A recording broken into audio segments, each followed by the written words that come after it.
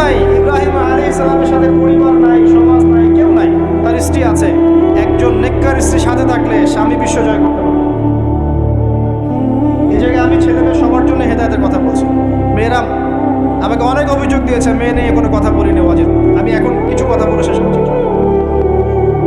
সারা আলাইহিস সালাম যখন যাচ্ছেন, একজন লম্পট রাজা, মনে আছে, লম্পট একজন বাদশা তাকে ভোগ করতে চেয়েছিল, ধরে নিয়ে কিডন্যাপ করেছে। এই সময় ইব্রাহিম আলাইহিস সালাম মাজুর ব্যক্তি, নামাজে দাঁড়িয়ে গেছেন, আল্লাহর কাছে সাহায্য চাচ্ছেন। এটাই নবী করিমের সুন্নাহ। কোনো সমস্যায় পড়লে নামাজে দাঁড়িয়ে যেতেন। আর আমরা এখন সমস্যায় পড়লে হাউমাউ শুরু, তাই না? আর এদিকে সারা আলাইহিস সালাম আল্লাহর কাছে দোয়া করছেন, আল্লাহ তুমি যদি জেনে থাকো আমি আমার সতীত্ব আমার স্বামী ছাড়া তোমাকে দেই নাই, তাহলে আজকে এই জালেমের হাত থেকে আমাকে রক্ষা করো। হাত বাড়াতে না বাড়াতেই তার হাত অবশ্যই তিনবার চেষ্টা করেছে, তিনবার বেহুশ হয়ে পড়েছে। এই সারা আলাইহিস সালামের মতো সতীত্ব রক্ষাকারী জেনারেশন কি এখন আছে?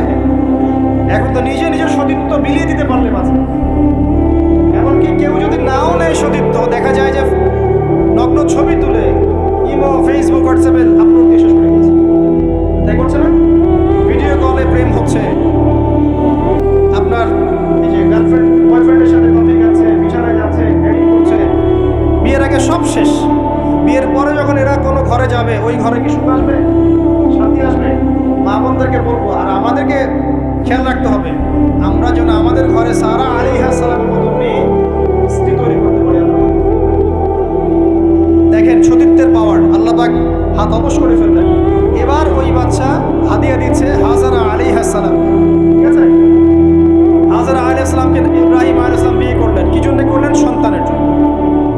বাই দ্য ওয়ে, এখন আবার একাধিক বিয়ে যদি কেউ করে ফেলে, তাকে সমাজে এবার বাঁকা চোখে দেখা হয়, তার মনে চরিত্র সমস্যা আছে।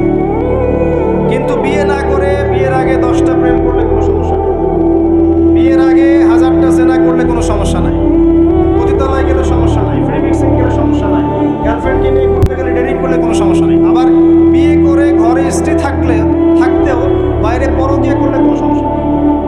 এগুলোকে আমরা উন্মুক্ত করছি, কিন্তু কেউ সাহস করে যদি কোনো বিধবার দায়িত্ব নেয়, কোনো তালাকপ্রাপ্তর দায়িত্ব নেয়, কোনো অসহায় দায়িত্ব নেয়, তাকে খারাপ চোখে দেখে।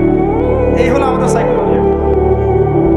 অথচ আল্লাহ পাক এই বিধানটা দিয়েছেন কোরআন এবং সুন্নাহয়। যাই হোক, তার জন্য শর্ত আছে, শর্ত পূরণ না হলে করবেন না, কখনো ফরজ না। কিন্তু কেউ যদি শর্ত পূরণ করে করতে পারে, তাকে ডিসকারেজ কেন করতে যাবে? সমাজ চেঞ্জ হয়ে গেছে। হাজারা আলাইহিস সালাম, এখান থেকে আমি আমাদের মা বোনদেরকে এবং আমাদেরকে একটা হেদায়েতের কথা বলতে চাই। হাজারা আলাইহিস সালামের ঈমান, আমল, তাওয়াক্কুল দেখেন। তার গর্ভে আল্লাহ পাক সন্তান দিলেন ইসমাঈল